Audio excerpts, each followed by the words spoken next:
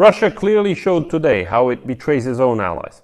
In Russia, they publicly made it clear that they no longer need Iran's help in waging war against Ukraine. That's why the Kremlin cynically stated that it sees no need to help Iran in its confrontation with the United States and Israel. In Tehran, of course, they are shocked and are already saying that they actually signed some kind of alliance documents with Moscow. But Moscow makes it clear that the Russian Federation used Iran when it needed to, and is now ready to simply abandon its former ally. And there are two reasons for that. Unfortunately, Russia is now producing the very same drones and missiles that it once received from Iran. And secondly, Trump made it clear to the dictator Putin that he has no business in the Middle East and that the United States can handle the situation without the involvement of the Russian dictator. My name is Alexei Pechi. Let's take a look at this topic together. There's a lot to think about here. But before we start, I ask you to subscribe to the channel, like the video, leave any comment, and be sure to subscribe to my Telegram channel, Pechi News. The link is in the description of this video, where we post breaking news as it comes in. So, as Segodnya reports, since Israel and Iran have agreed to a ceasefire after almost 2 weeks of war, which has significantly damaged Tehran's military and nuclear infrastructure, one might think that Russia is concerned about the consequences of its own military campaign against Ukraine. Like, Iran will no longer be able to help, and that's a problem. And Russia had to watch as Israel took control of the skies over Iran and disabled the Iranian air defense system, which mostly consisted of Russian systems, including the much-praised S-500s. Israeli and American strikes also destroyed or damaged Iranian uranium enrichment facilities, and Israel dealt a blow to Iran's drone and missile production. Iranian weapons, especially drones, have been valuable for Russia's military efforts against Ukraine. Unfortunately, Shahed has become a household name. Now, after receiving such a serious blow, Tehran will have to recover, and it won't be able to help the Kremlin for a long time. Back in its war against Ukraine, Iran provided Russia with the much-needed Shahed 136 combat drones and the technology to produce them at the very beginning of Russia's full-scale phase of the war against Ukraine. Over time, the infamous Shahed, which Russia renamed Geran 2, became the cornerstone of Russia's deep strike campaign inside Ukraine. Iran also supported Russia's war against Ukraine in other ways, by shipping artillery shells and other munitions across the Caspian Sea.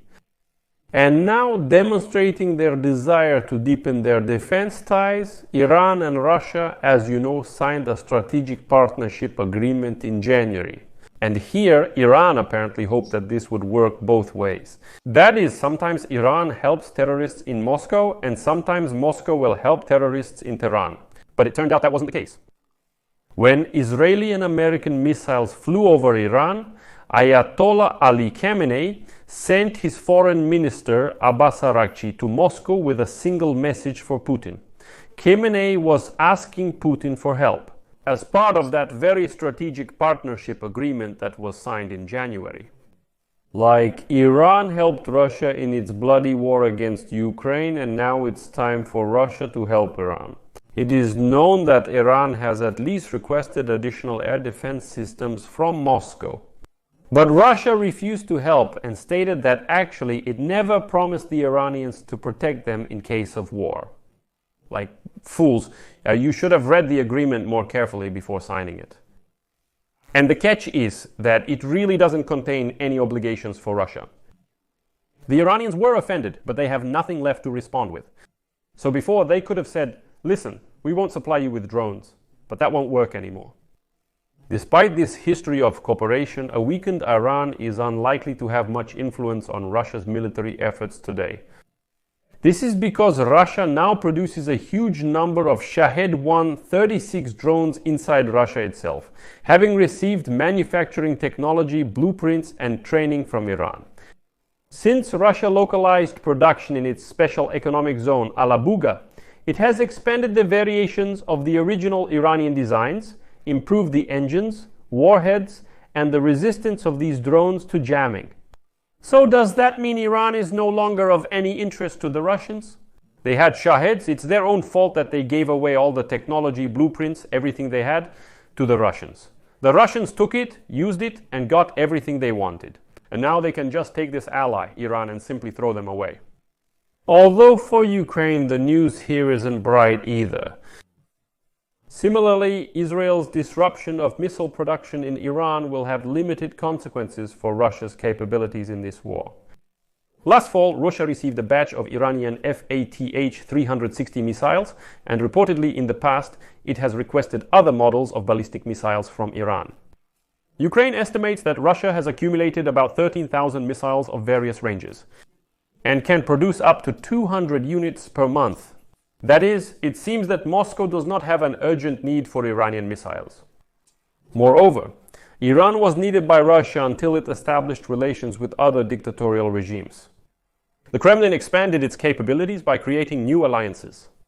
When it comes to Russia's needs on the battlefield in Ukraine, dependence on Iran reached its peak a year after the war began, and since then it has been overshadowed by China and North Korea. In 2023, North Korea became a critically important factor in supporting the Russian war machine, sending ammunition, artillery shells, and missiles. And now, as you know, even people. And at the victory parade in Moscow in May, the Russian dictator Vladimir Putin publicly hugged and thanked North Korean generals for supporting Russia. When it comes to the amount of dual-use goods and weapon components, China is the most important supplier to Russia's defense industry. Indeed, as Russia reduced its dependence on Iran, it increasingly turned to China for spare parts. The ongoing construction of the Russian-Chinese logistics complex in Alabuga signals China's growing involvement in Russia's drone manufacturing enterprise, including new models, as they call them, Harpy A1 and Harpy 3, that's all. The era of Shaheds, in the context of cooperation between Iran and Russia, is a thing of the past. Moreover, the Israeli-Iranian war and the direct involvement of the United States in it became unwelcome news for Russia.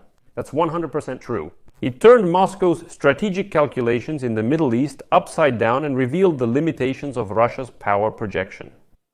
Putin, as you know, even offered Donald Trump help in mediating between Iran and the United States several times. To which Trump mockingly replied, "Vladimir, help yourself first. You have your own war. Why are you sticking your unwashed Russian snout into the Middle East as well?" Well, you're the last thing we need here. Mind your own business. You're nobody here anymore. Nobody calls for you, so deal with your own problems.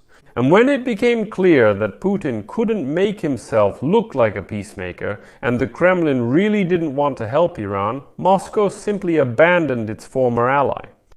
Actually, no, Russia did do something for Iran after all. What do you think it was? Did it express deep condemnation of the American strikes on Iranian nuclear facilities? But on the other hand, the war in the Middle East, unfortunately, won't make Russia weaken its position in Ukraine, since Iran no longer plays any significant role in arming the Russians.